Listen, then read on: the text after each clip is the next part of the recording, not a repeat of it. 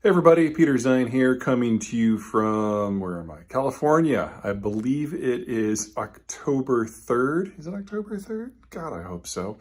Anyway, we just got election results in from Brazil, and the situation is they do a two-rounder. You have to get 50% in order to avoid a runoff, and no one got 50%, so we are now going to have a runoff later this month between the front runner, Lula, who is of the center-left, and the incumbent, Bolsonaro, of the center-right. Although I guess calling center-left, center-right puts it in American terms, and Brazil is absolutely its own thing. Left and right, let's just work with that. Now, the issue is that everyone thought it was going to be a blowout, and that Lula was probably going to get a first-round win, or at a minimum, just so bury Bolsonaro that there was no chance of having any serious runoff. But that did not happen. Lula got 48%, Bolsonaro got 43%. So all of a sudden, Bolsonaro and his supporters have a very legitimate reason to think that they might win in the runoff. Now, this is weird and problematic. Bolsonaro loves to say that the elections are rigged against him, and that any election that he's ever lost is because of some sort of corruption. Sound familiar to anyone? As a result, the runoff is going to be interesting. The instability is going to be very real. For those of you who are not familiar with the Brazilian situation, in many ways, it's a little similar to the United States in the way that it's set up. It's a confederal to federal system where power is shared between the municipalities and the states, and then the states and the federal government. And there is a lot of wiggle room as to who controls what in what particular area. And in areas where local governments fail, federal government steps in. In areas where the federal government fails, sometimes the localities step up. And the result from a legal point of view is a real mishmash. So it makes it very difficult to apply any sort of external approaches to looking at a political system to Brazil, because it really is its own thing.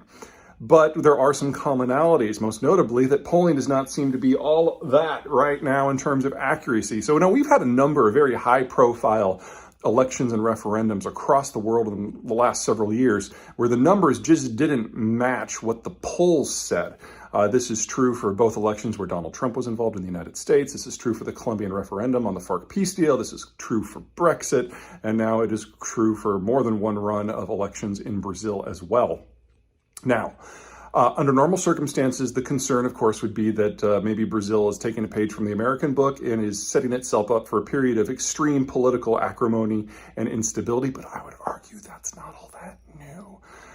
What I find far more concerning is that the United States, despite its many flaws, has over 200 years of jurisprudence and legal tradition, which makes it very difficult for an individual, no matter how unique, to tear things down in a single term.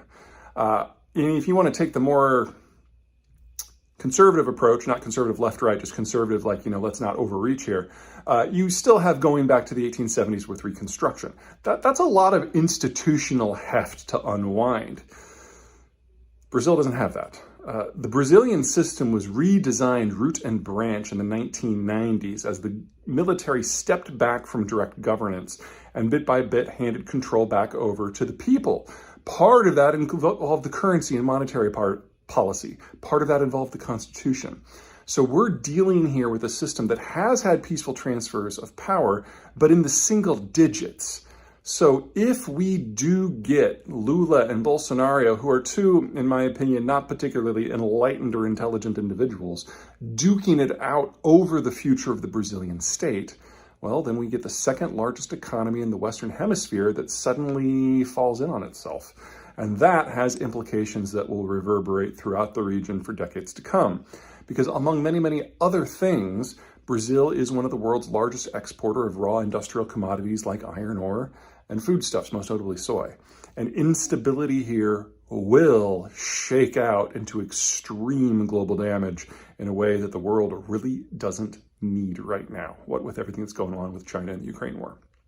Okay, so if you're looking for something to worry about, I think this should qualify. That's it from me. Until next time.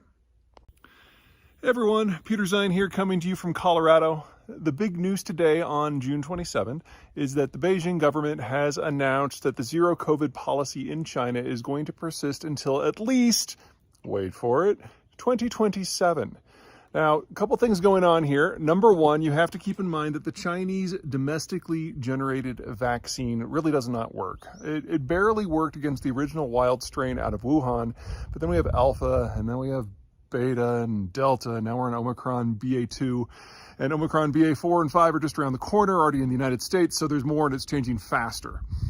The bottom line is the Chinese can't keep up from a scientific point of view. And the soonest that they might be able to get a Western-style mRNA vaccine is about 2026 at current rates of build-out, assuming everything goes perfect. And as we all know in immunology, the whole idea is that things don't go perfect. That's why we're in this problem. So we've got a population in China who does not have any sort of vaccination benefits to help them fight off the disease, and the disease is changing rapidly, so they couldn't keep up anyway.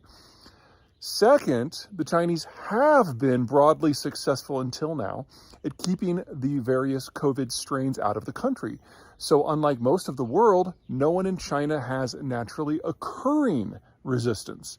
And we can have a conversation in this country about whether or not vaccines are better than natural immunity, and we will have it long, and we will have it loud, and we will do it in a destructive way because that's just how we debate things here. But in China, they've got neither. So lockdowns are their only option. So honestly, a 5-year window as kind of a preliminary stake in the ground kind of makes sense. Now, this has a lot of implications for a lot of people, but the one that is going to matter most to Americans writ large will be in manufacturing, because the United States, over the course of the globalized era, has bit by bit outsourced most of its low to medium manufacturing to other countries, with China being the single largest beneficiary of that policy. Well, that pretty much ends now.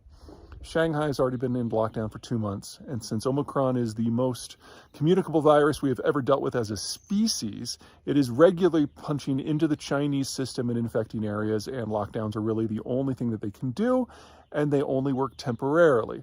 We had a scare last week that looked like Shanghai was about to go back into full lockdown already, less than a month after opening up, and I have no doubt that we're going to be facing this sort of problem over and over and over and over again. So manufacturing in China, the short version is it's screwed. The more complicated the supply chain, the more pieces you need, and the more free transport you need to get it from place to place to place. Your average passenger car has 30,000 pieces. Your average cell phone has more than that. And these are complicated systems. And if you break down one piece of it, the whole thing falls apart. Well, the whole thing is now falling apart. So for companies who have decided this would all blow over, when I say this, I'm not talking COVID. I'm talking the propaganda, I'm talking the espionage, I'm talking the genocide. For people who just were willing to ignore all of that, you're not just stupid, now you're now screwed. Because now you're going to have to rebuild everything from scratch outside of China when all of your competitors have had a 2, 3, 4, even 5-year advantage. And you're now doing that in an environment of labor shortages throughout the Western world, and in a situation where northern Mexican labor has not been completely bought up, but it's a much tighter market there now than it was before COVID. So you're going to be driving into the wind as it gets stiffer, and you're going to have very, very few friends that you can draw upon. So is this a little bit of an I told you so? Yeah, it's a little bit of an I told you so. Sorry for that. But we've known that this was coming. We've always known that this relationship was going to implode. Now it's happening because of health. Now, if I had been a betting man 3 years ago, that is not the reason that I would have picked that would have sent the entire global manufacturing system into a tailspin. But here we are, and there are a lot of similar factors that are only now coming to a head with, say, Chinese demographics, or global financial shortages, or tech slowdown. These are all happening. We're all past the point of no return for all of them. But we're going to have to dive into those topics on another day. So until then, take care.